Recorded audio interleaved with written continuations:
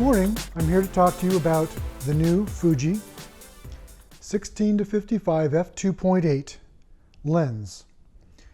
It's a nice lens. It's very large, much larger than I expected, and I'm a bit disappointed, I must get that out there, that it's not OIS, it's not image stabilized.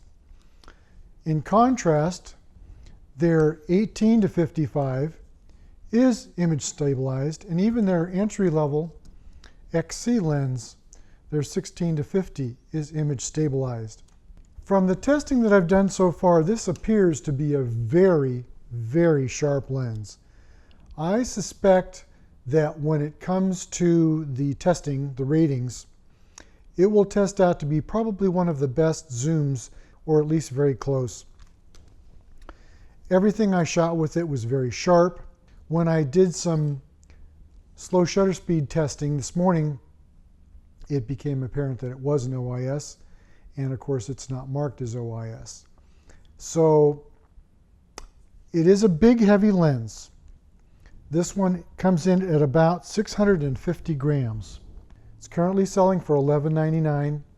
This compares to a Canon 17-55 f2.8, also designed for an APS-C, at 645 grams at $879. I don't know the quality of that.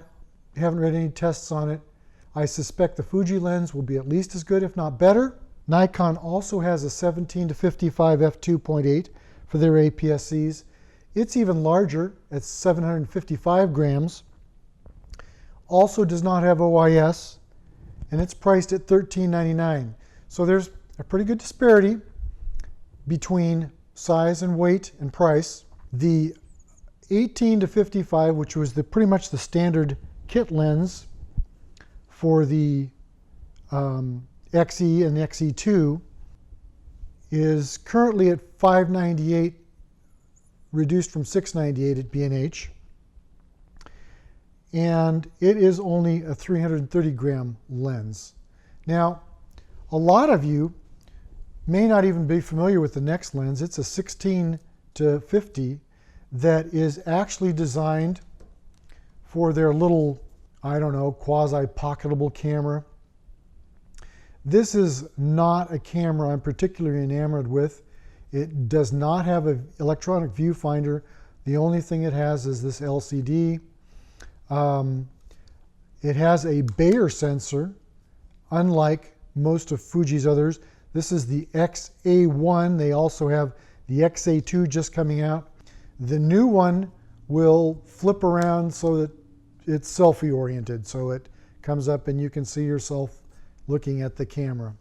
That's their new latest trick.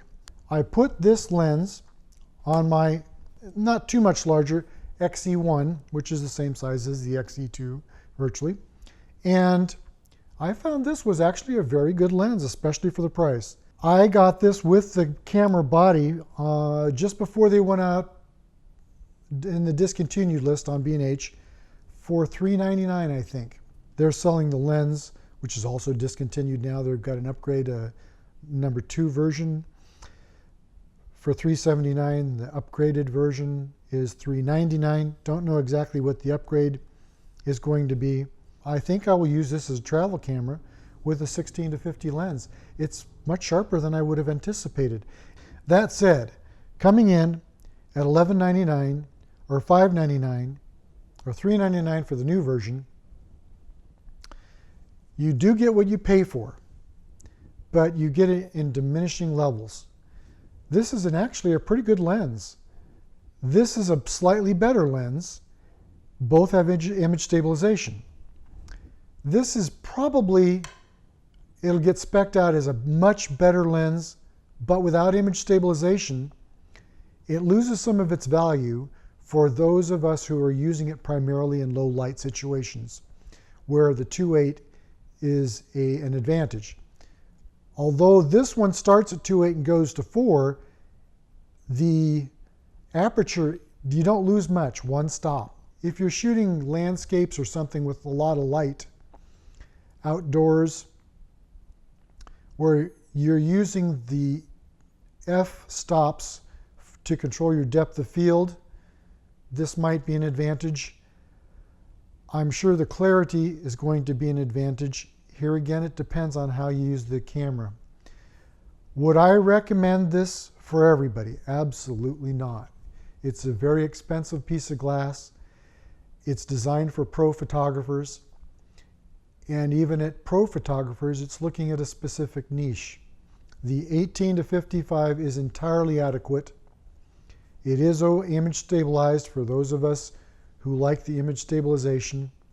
In summary, very good, very expensive, very specialized, very good for the average user and the average pro.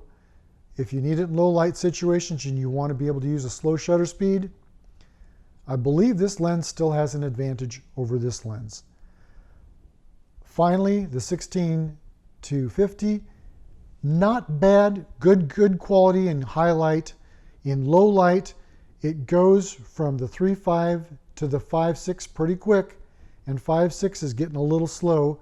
We're talking about a loss of 2 stops between 16 millimeters and 50 millimeters, or 24 to 75 when you convert it to 35. So that's a pretty significant fall off in light.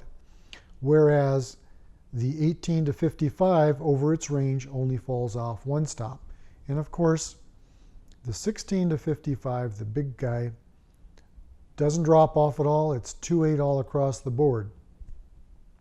Very strong lens. The next thing I'm going to do is show you a series of images from each lens. The first 2 are from the XE1 with the 16 to 50 millimeter lens. The next 2 are from the XE2 with the 18 to 55 millimeter lens. And the final 2 are from an XT1 with the 16 to 55 millimeter lens. So there you have it. You spend more, you get more.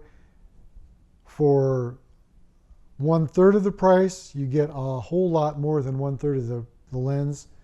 The 18 to 55, I think, is probably 90% of the 16 to 55 at half the price. I think this is the best deal. If you're looking for the killer lens, this is probably it, if it fills your needs. If you don't need that image stabilization. For those of us that are a little older, not quite so steady, and don't use a tripod, this is not the right lens.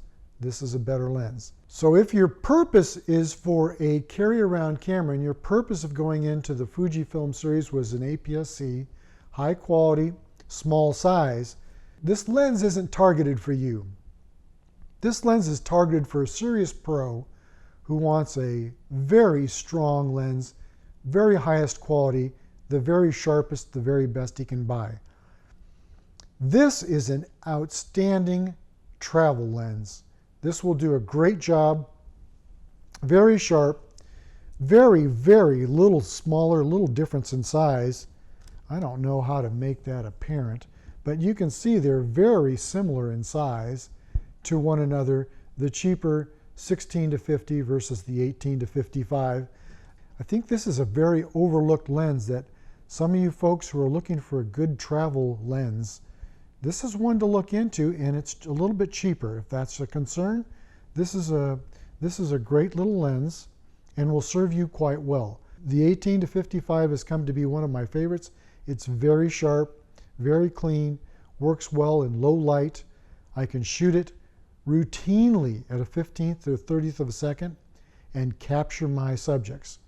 When you're actually handling the camera and you push down on the shutter pre-release, you can actually see the image smoothing out. You can actually see it stabilize. On this lens, when you push the pre-release, you become very much aware of your movement. It's a little bit disconcerting.